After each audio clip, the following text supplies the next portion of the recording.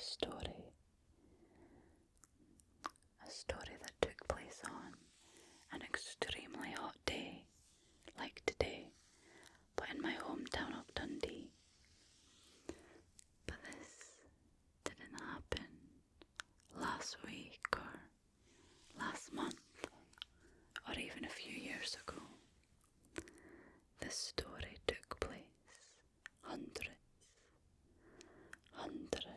if not thousands of years ago. The city of Dundee is a coastal town that's situated on the River Dee, but the further you move up from the river, you will reach fertile countryside. In the village of Bridgefoot, there lived a farmer and his 9 daughters. One very, very hot day, the farmer was out working in the field and needed some water to drink. So he asked his youngest daughter to go and fetch some water from the well. So off she went. Now she had walked this path many a time, but for some reason she never returned later that day. Now the farmer was pretty annoyed at this point, when hours had gone by and his daughter had not returned. So he sent his other daughter to go and look for her. But a few more hours passed and she too did not return. Now there'd been some rumours and gossip floating through the town.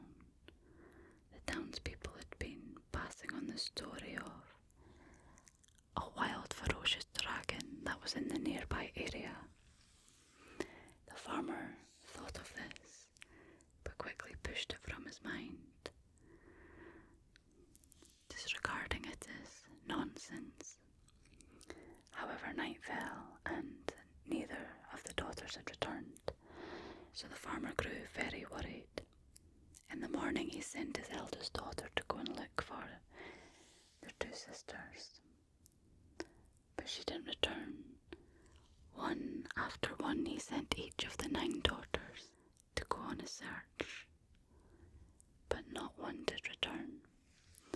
Now the farmer was beside himself at this point, when Martin, a young Faramand, who was well liked in the village and known for being a hard worker and strong, now he had a liking for the eldest daughter, so the farmer begged him to go and recover his daughters and find out what had happened.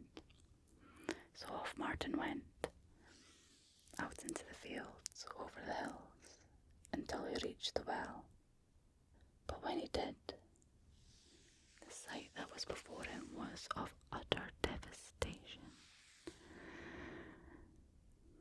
There was a huge dragon where the well should be, and fire all around. And immediately Martin knew what had happened to the daughters and to his beloved. Realizing that he needed help, Martin turned and fled down, back down to the nearby village, screaming and shouting for some assistance, some support, for help.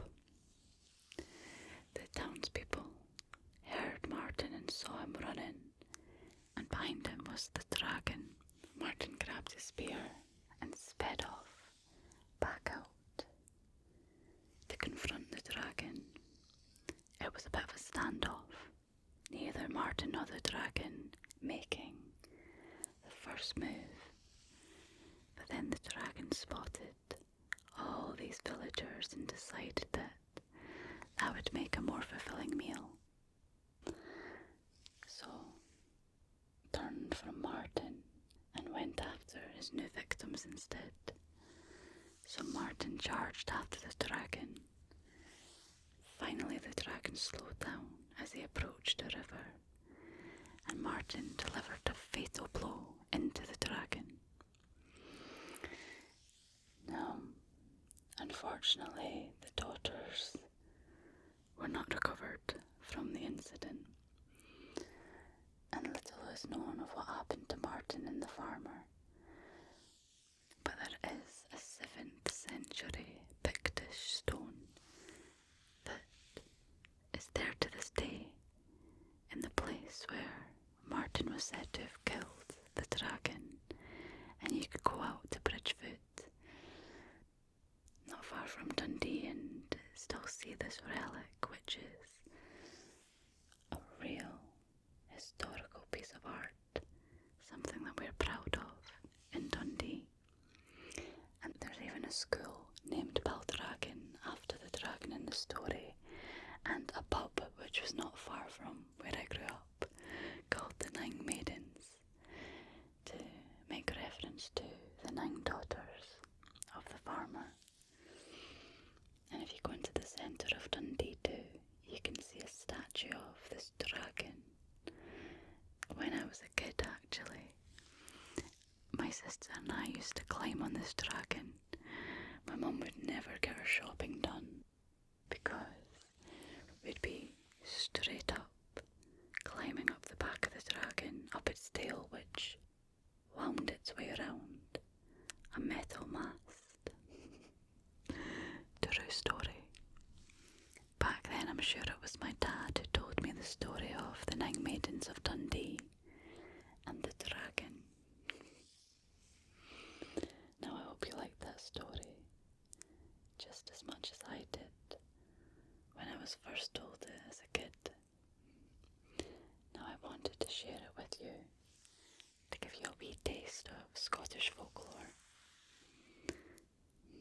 We don't know how true these stories are, how much is fact and how much is fiction, but the story dates back a very long time, and I think it encapsulates the magical beauty and mystery of Scotland.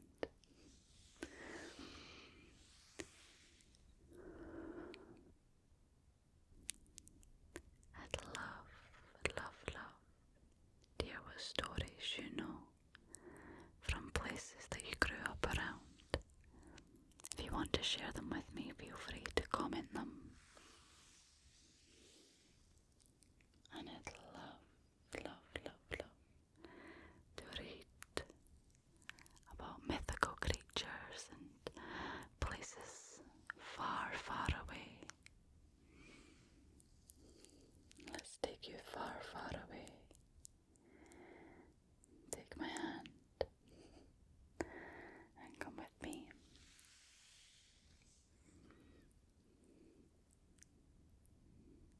To the most beautiful farmland,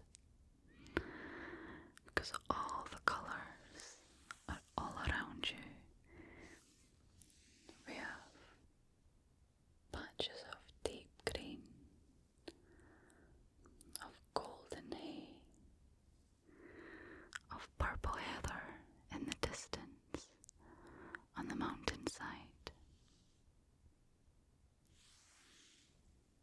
of deep rich browns where the farmland has been ploughed, being completely surrounded by such a natural beauty. Puts a smile on your face, makes you open your eyes wide and all. Now let's go for a wee walk. Don't worry though, there are no dragons hiding behind wells or skulking in the forests.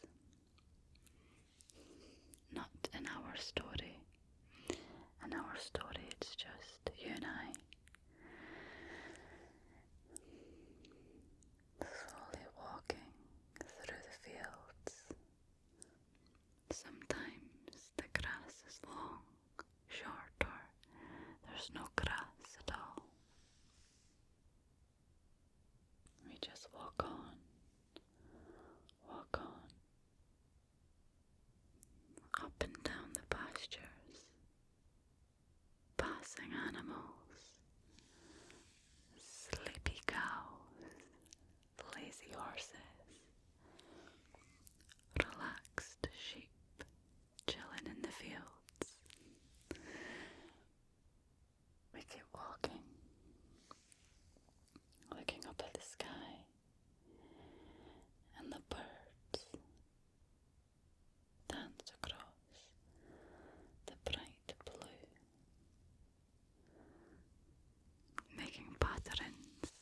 swirl and duck and dive.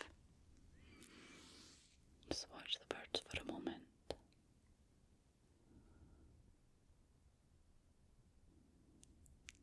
Swooping like a large dragon flying through the sky. But there's no dragon. We're safe. We're completely safe. It's all good. It's just you and me. We've forgotten about everything.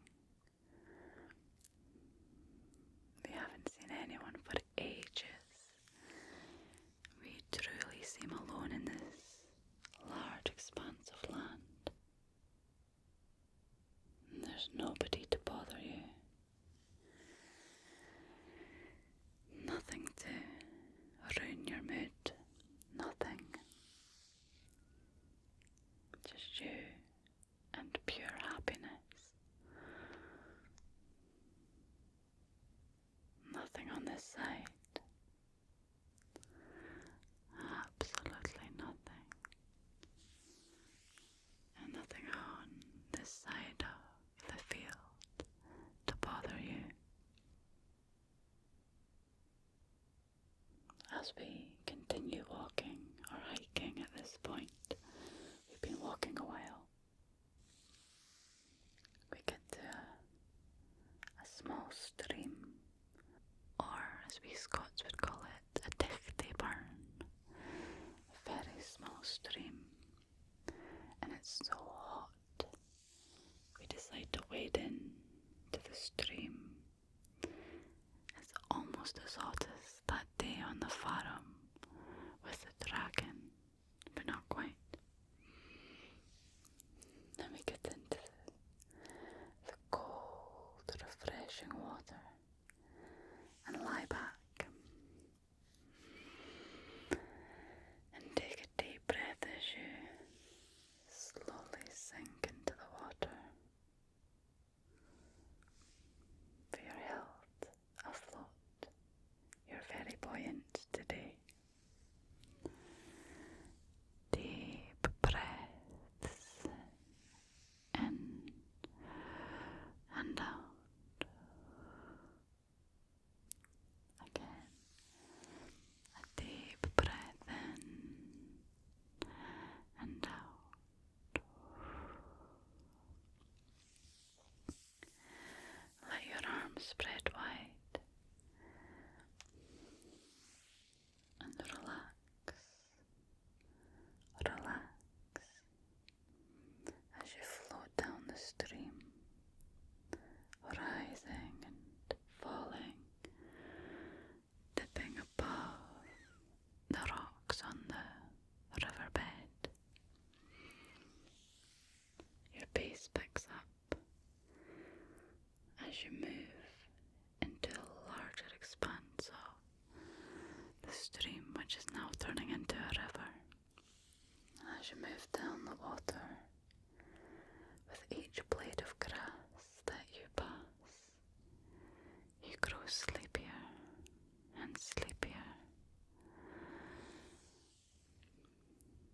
More and more relaxed. Relax. Relax. And as you pass over more and more stones, your eyes feel heavier and heavier, as if I've placed little pebbles, tiny little pebbles, on your eyelids. You feel the weight of your eyelashes pressing into your cheeks.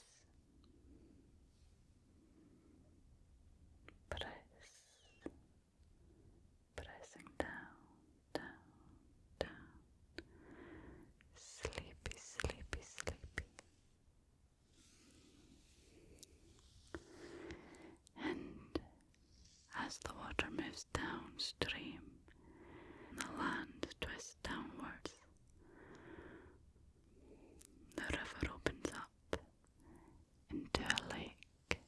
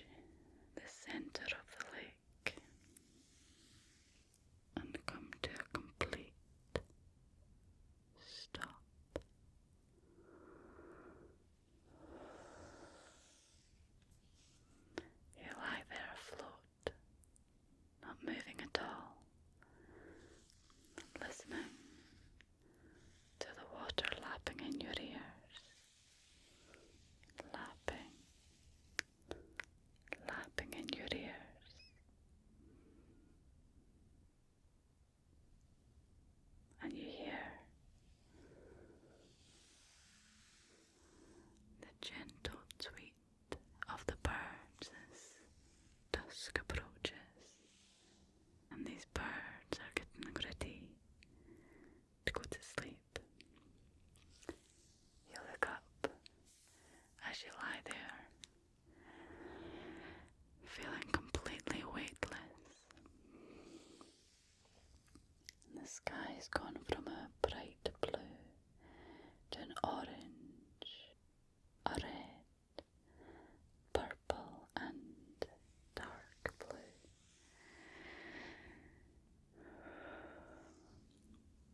And it grows darker and darker yet. Everything becomes still. The wind stops. The grass stops moving and the water is like glass or a frozen lake, but not as cold. It's actually very comfortable temperature. And completely still and unmoving, you look up and watch as the stars dance in the sky, coming out and twinkling one by one, appearing before your very eyes, a contrast to the stillness of the land below. And as each little star pokes out at you, you feel more and more tranquil, at peace. You watch until the moon reaches the highest point in the sky, and then you slowly allow your eyelids to drop. Slowly, until you fall asleep.